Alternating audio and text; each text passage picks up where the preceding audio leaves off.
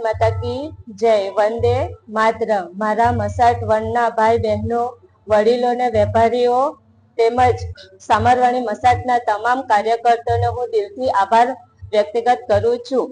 આપ સૌ ગ્રામજનોને આજના મારા શપથ ગ્રહણ સમારોહમાં આવી જે શોભા વધારેલ છે બદલ આપ સર્વોનો ફરી એકવાર ખૂબ ખૂબ આભાર માનું છું। ધન્યવાદ। જય હિન્દ, જય ભારત। જિલ્લા પંચાયત સદસ્ય આજે મેં શપથ ગ્રહણ લીધી છે અને મસાટ વન પંચાયતના વિકાસના કાર્ય માટે હું હંમેશા તત્પર રહીશ।